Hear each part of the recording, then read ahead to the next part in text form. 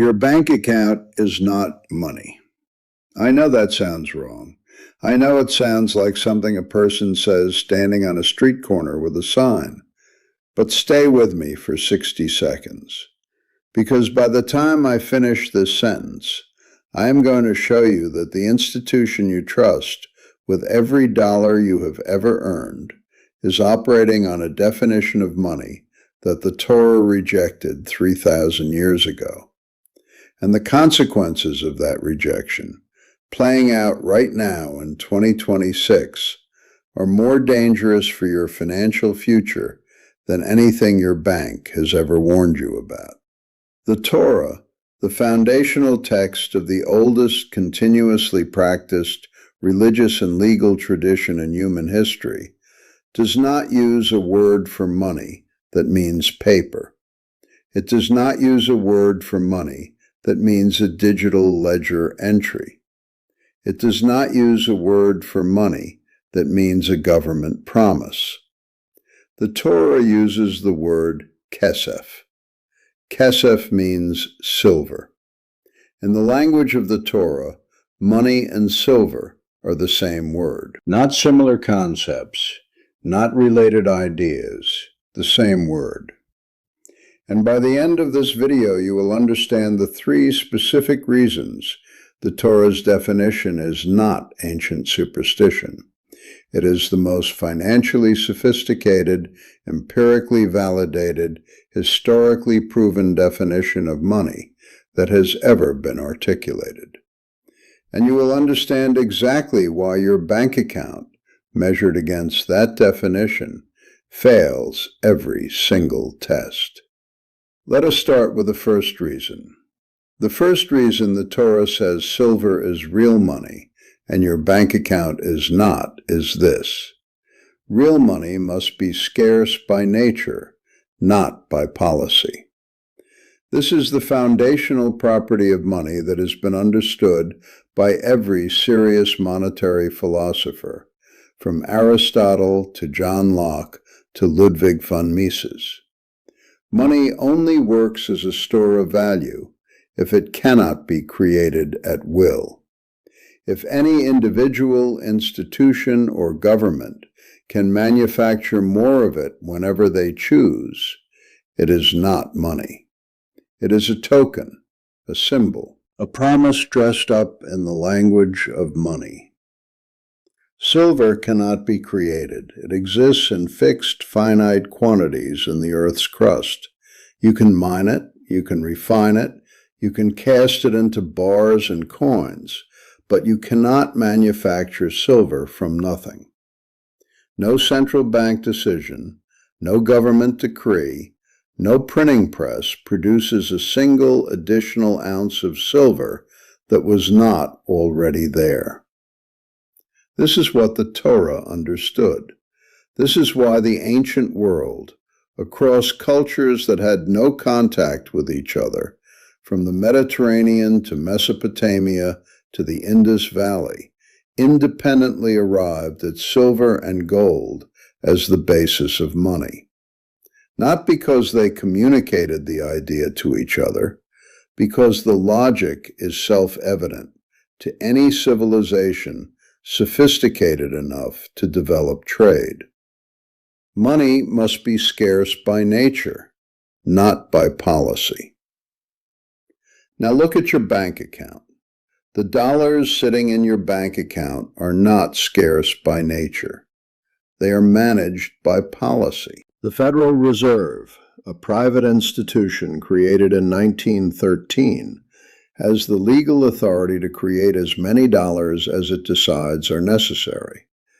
It can do this through interest rate policy, through open market operations, through quantitative easing, through emergency lending facilities. And it has done so. In 2008, the Federal Reserve's balance sheet was approximately $900 billion. By 2022, it had expanded to nearly $9 trillion. In a single decade, the institution that controls the supply of the currency in your bank account expanded that supply by a factor of 10. Your bank account held the same number of dollars throughout, but those dollars bought less because more of them existed. This is called inflation, but that clinical word does not capture what actually happened. What actually happened is that the institution controlling your money silently transferred a portion of the purchasing power of every dollar you saved to the government and the banking system through the mechanism of currency expansion. They created more money, they spent it, and the cost was borne by every person holding dollars, including the dollars sitting in your bank account. Silver cannot do this. Nobody can create more silver by making a decision in a boardroom. Nobody can expand the silver supply tenfold in a decade.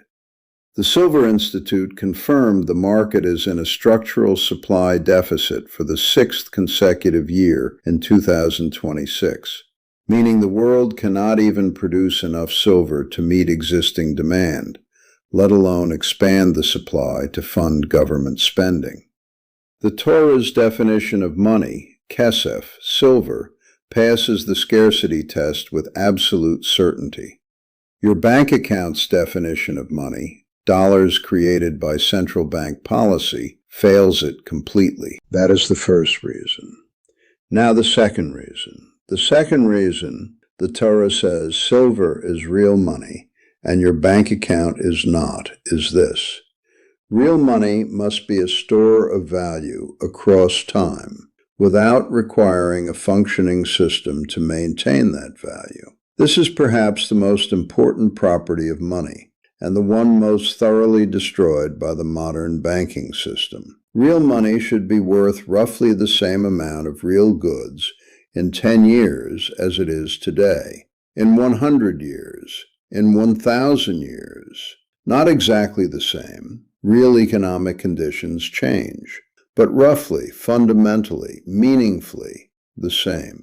Silver satisfies this requirement in a way that is almost difficult to comprehend when you first encounter the data.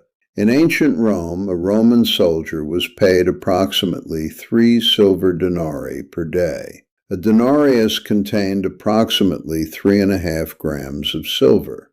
3.5 grams of silver today is worth approximately $3 to $4. A laborer's daily wage in the ancient world, measured in silver, is comparable to a portion of a modern daily wage measured in the same silver. Not perfectly, but within the same order of magnitude, across 2,000 years. Compare that to the dollar. The U.S. dollar has lost over 98% of its purchasing power since the Federal Reserve was created in 1913. $100 in 1913 buys approximately $2 worth of goods today. $2. In 113 years, the dollar has destroyed 98% of the purchasing power of every dollar saved in it. Silver preserved its purchasing power across 2,000 years. The dollar destroyed 98% of its value in 113 years.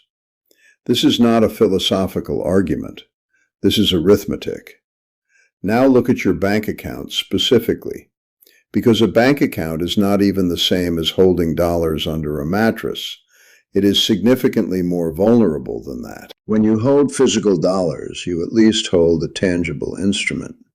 When you hold a bank account balance, you hold a number on a screen. A digital representation of a promise from an institution that is legally allowed under the Dodd-Frank Act passed in 2010 to convert your deposits into equity during a financial crisis through a mechanism called a bail-in. Your bank account balance is not your money. It is the bank's money. When you deposit funds, you legally become an unsecured creditor of the bank. The money belongs to them. You are owed the money. But in a crisis, as happened in Cyprus in 2013, when depositors had 47.5% of savings above 100,000 euros confiscated overnight, The promise can be broken. Silver in your physical possession requires no promise from anyone.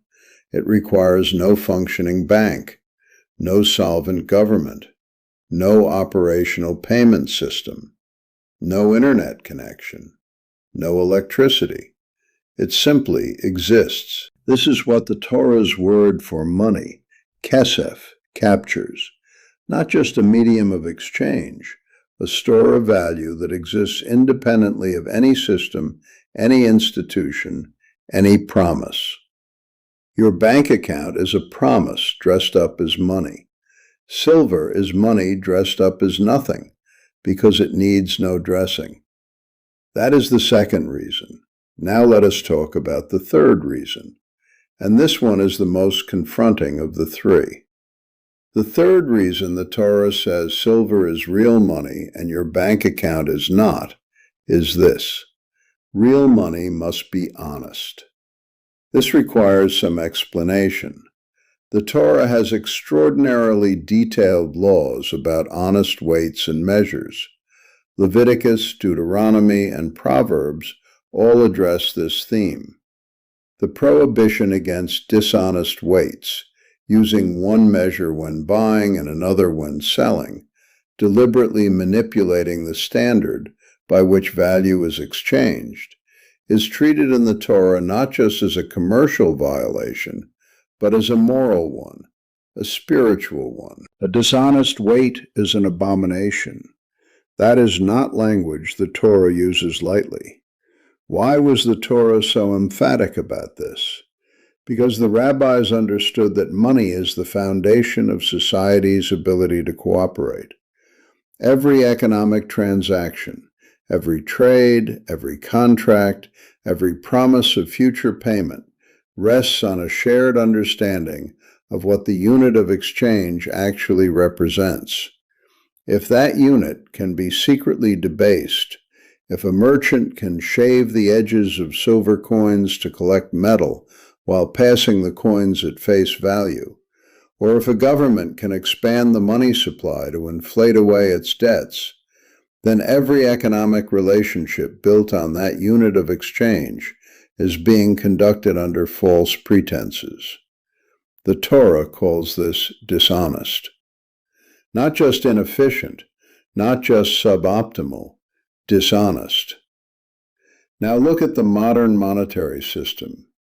The Federal Reserve has a stated inflation target of 2% per year. That means the institution explicitly charged with protecting the value of the dollar has an official policy of making the dollar worth 2% less every year.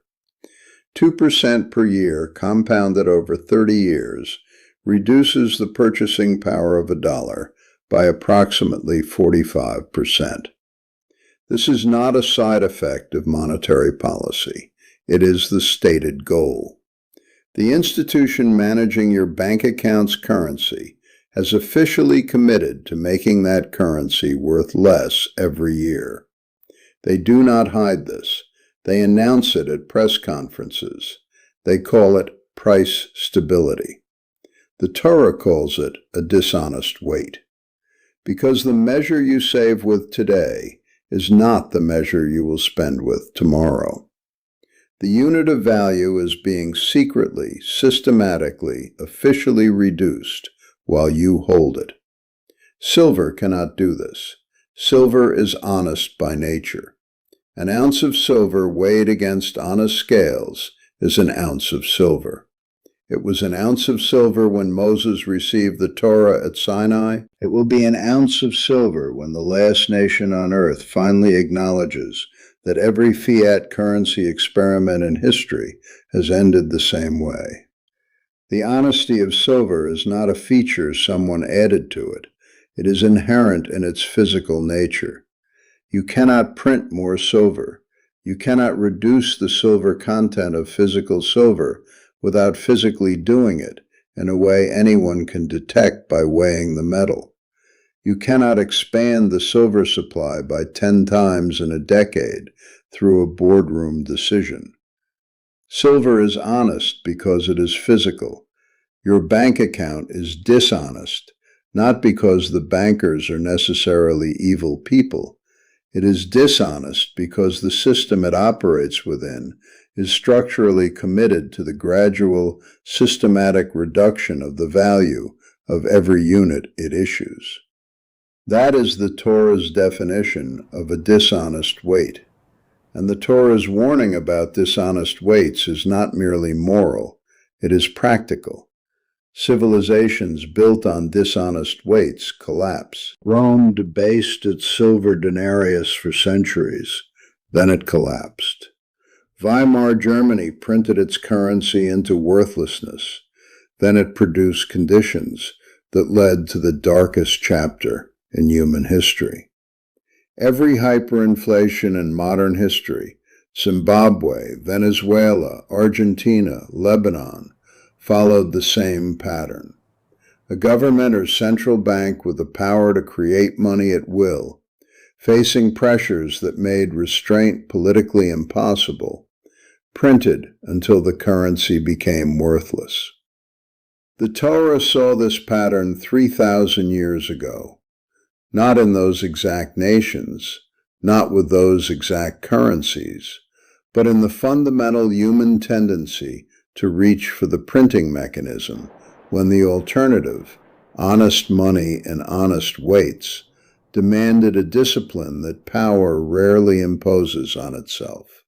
This is why the Torah's word for money is silver. Not because silver is pretty, not because ancient people were unsophisticated, but because the people who wrote the Torah had seen enough cycles of currency debasement and economic collapse to understand that only a money that is physically impossible to dishonestly expand deserves to be called money.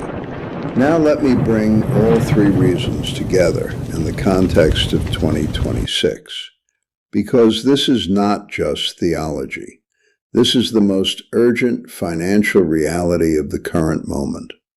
The U.S. national debt has crossed $39 trillion. The government that manages the currency in your bank account is technically insolvent by any conventional accounting standard.